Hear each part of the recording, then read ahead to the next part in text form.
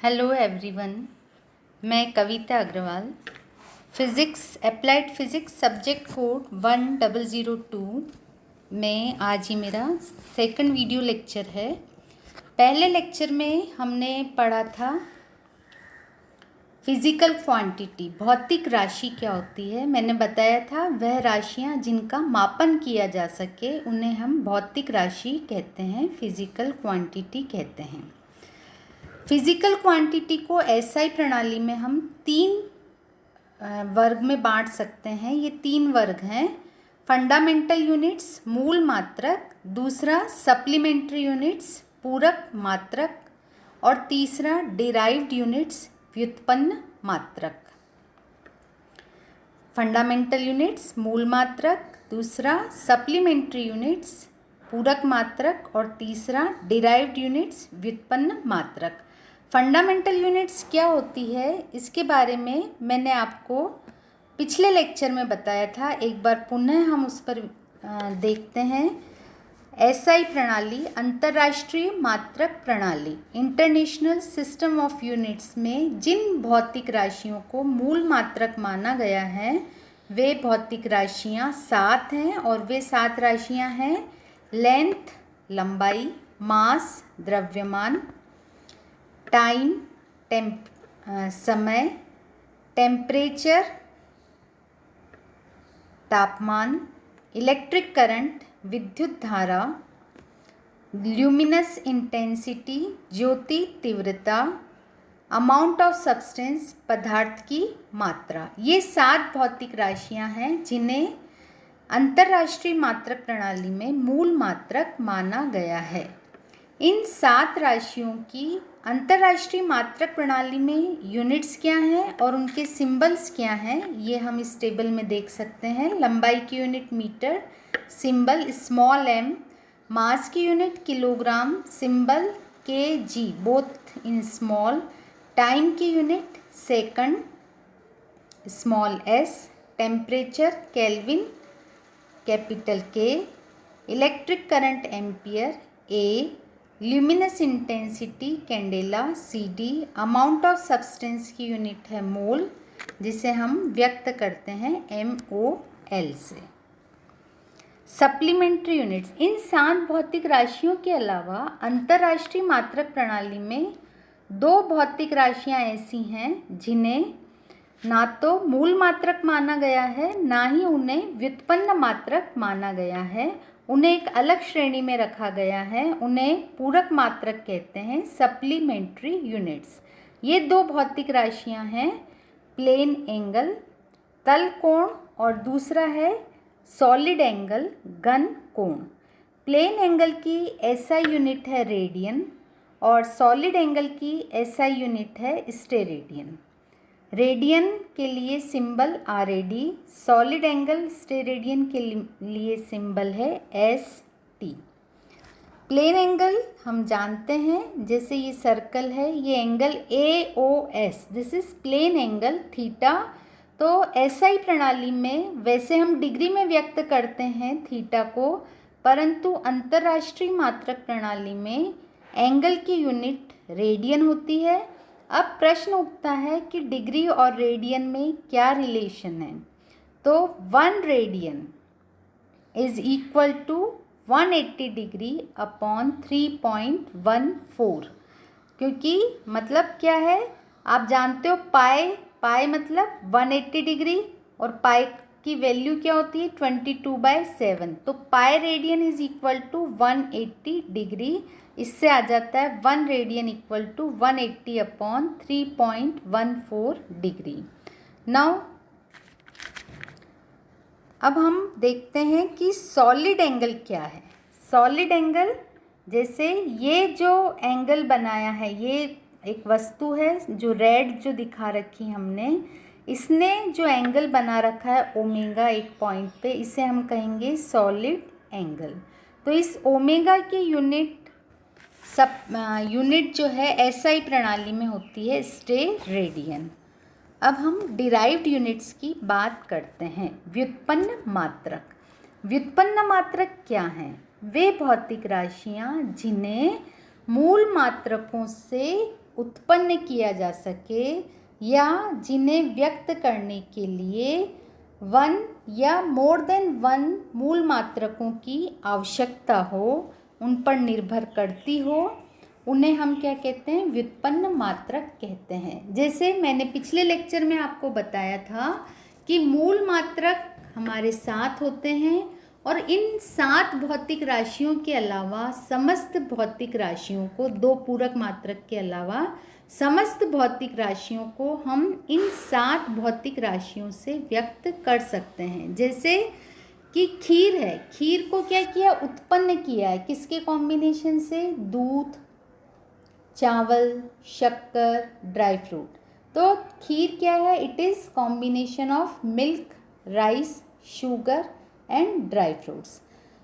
तो खीर क्या हुई? डिराइव्ड यूनिट हुई, अगर हम फिज़िक्स की टर्म में बात करें तो। इसी तरह से या जो सुरों की बात करें तो सारे ग म प ध नि सा, ये 7 सुर फंडामेंटल हो गए और इससे बाकी सारी सरगम हम उत्पन्न कर सकते हैं। इसी तरह से भौतिक राशियों की अगर बात की जाए तो भौतिक राशियों में डिराइव्ड यूनिट्स कौन सी हैं?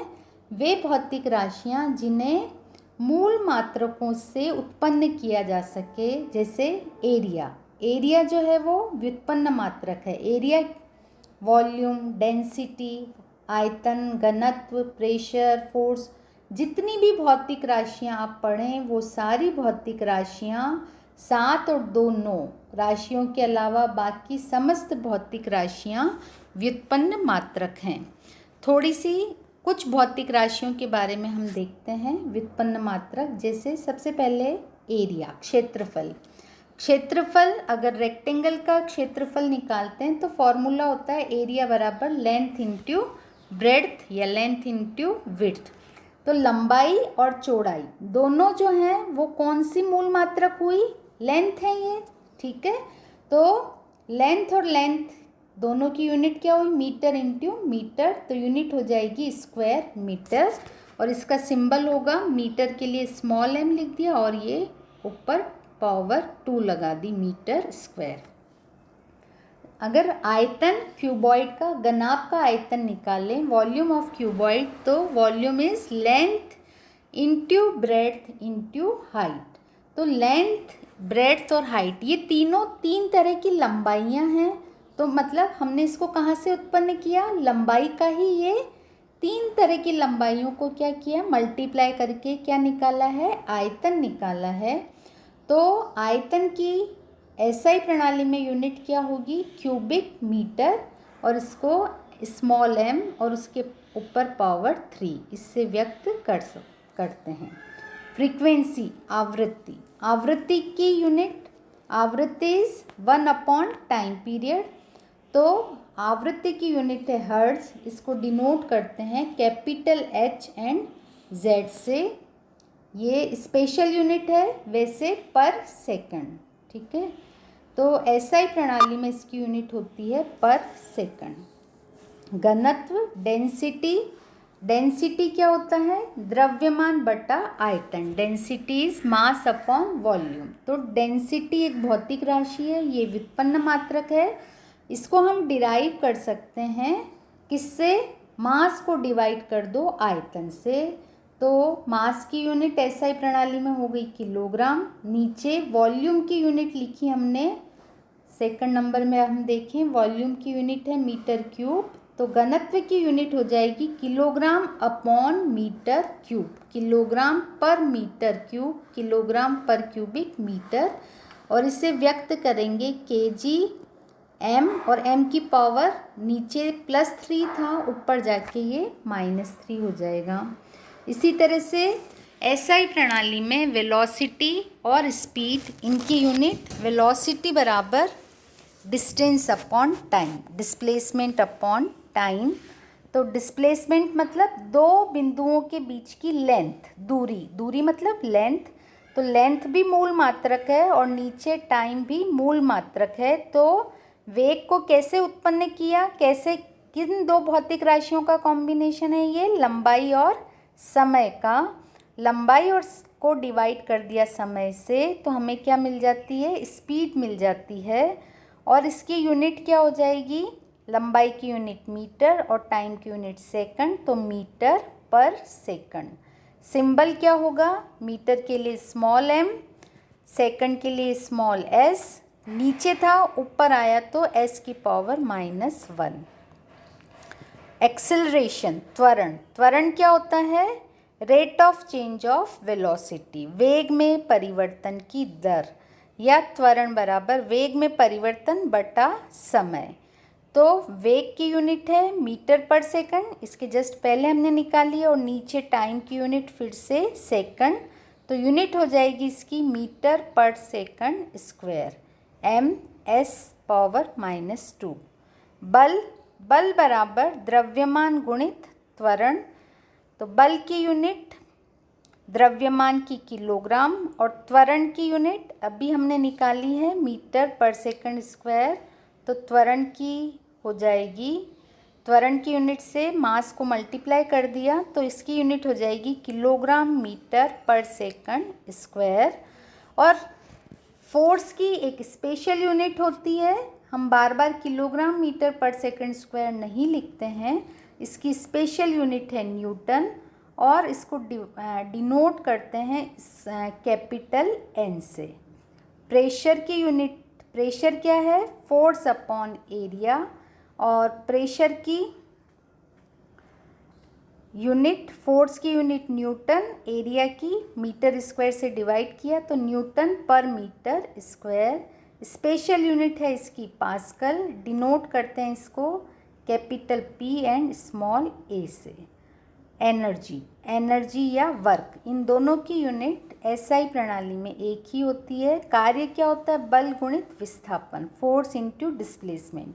फोर्स की यूनिट न्यूटन और डिस्प्लेसमेंट की यूनिट मीटर, तो वर्क की यूनिट हो जाएगी न्यूटन मीटर, और इसकी स्पेशल यूनिट होती है जूल, तो इसकी स्पेशल यूनिट जूल, व्यक्त करते हैं इसको कैपिटल J से।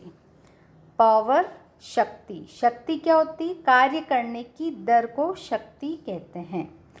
तो rate of doing work, power is equal to work upon time, work की यूनिट जूल, तो और सेकंड से डिवाइड किया तो जूल पर सेकंड, और इसकी स्पेशल यूनिट होती है वॉट, WATT, और इसको व्यक्त करते हैं कैपिटल W से। चार्ज, आवेश क्या होता है, आवेश, और अब आवेश क्या है, आवेश मूल मात्रक नहीं है, इसका मतलब इसको 7 मूल मात्रकों की मदद से व्युत्पन्न किया जा सकता है।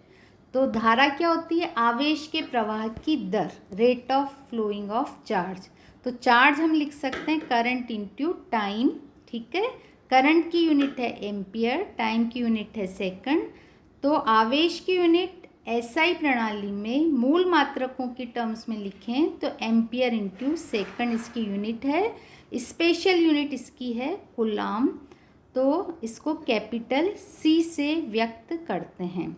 इसी तरह से विभवांतर की स्पेशल यूनिट वोल्ट, इसको कैपिटल V से डिनोट करते हैं। इनके बारे में डिटेल्स जब हम इनके ये चैप्टर्स में जब ये आएंगे तब और अच्छे से इसको एक्सप्लेन करेंगे, समझेंगे। इसी तरह से इलेक्ट्रिक रेजिस्टेंस, प्रतिरोध, प्रतिरोध की स्पेशल यूनिट है ओम, और इसको व्यक्त करने के लिए ये ग्रीक लेटर ओमेगा से व्यक्त करते हैं। तो ये कुछ भौतिक राशियों की हमने डिराइव्ड यूनिट्स की हमने क्या लिखी हैं, SI प्रणाली में क्या उनकी स्पेशल यूनिट्स हैं, इनकी बात की। अब कुछ रूल्स हैं जो कि SI प्रणाली में हम भौतिक राशियों की यूनिट्स लिखते समय हमें उनका ध्यान रखना चाहिए।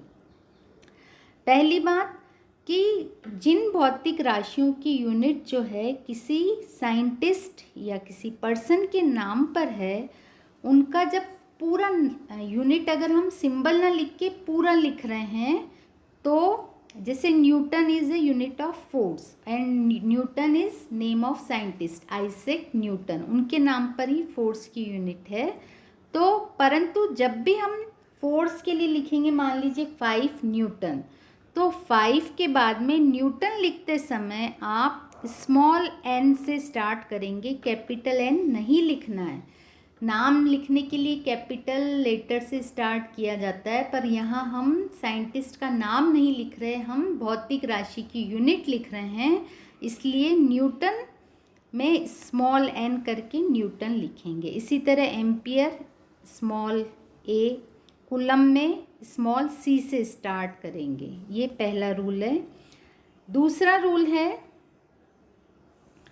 कि जो साइंटिस्ट के नाम पर यूनिट बनाई गई है उनका जब सिंबल लिखते हैं तो सिंबल में उनके लिए कैपिटल लेटर्स काम में लेते हैं। जैसे न्यूटन के लिए कैपिटल एन लिखेंगे, एम्पियर के लिए कैपिटल ए लिखेंगे, कूलाम के लिए कैपिटल सी लिखेंगे। ये सिंबल्स की बात कर रही हूँ मैं। जब सिंबल्स में व्यक्त करें, जैसे 5 एम्पियर तो 5 ए, कैपिटल ए लिख दिया तो ये 5 एम्पियर धारा होगी। केल्विन के लिए कैपिटल के। ये दूसरा रूल था। तीसरा रूल है, इनके अलावा वैज्ञानिकों के नाम के अलावा और जो भी यूनिट्स हैं उनके सिंबल्स में कभी भी कैपिटल लेटर्स का इस्तेमाल नहीं किया जाता, स्मॉल लेटर्स में ही उन्हें व्यक्त किया जाता है। जैसे मीटर के लिए स्मॉल एम लिखेंगे, ये ध्यान रखिएगा। किलोग्राम के लिए स्मॉल के स्मॉल जी, सेकंड के लिए स्मॉल एस, कैंडेला के लिए स्मॉल सी स्मॉल डी। चौथा रूल, आपने जो भी संख्या लिखी है, जैसे 10 किलोग्राम, ठीक है, तो 10 के बाद में एक स्पेस खाली छोड़ेंगे और फिर केजी लिखेंगे। तो इस तरह से हम जो है, हम कहाँ चल रहे थे, 10 केजी, 10 फिर स्मॉल एक स्पेस छोड़ेंगे और देन केजी लिखेंगे। पांचवा रूल, यूनिट की कभी भी प्लूरल फॉर्म में नहीं लिखा जाता। जैसे आप 6 मीटर, मीटर्स नहीं लिखना है, केजी 14 केजी, केजीएस नहीं लिखना है, ठीक है। सेकंड में सेकंड्स नहीं लिखना है, ये बात बहुत महत्वपूर्ण है, ये गलतियां अक्सर की जाती हैं। छठा, कभी भी यूनिट लिखने के बाद में फुल स्टॉप नहीं लगाया जाता, ठीक है। सातवां रूल,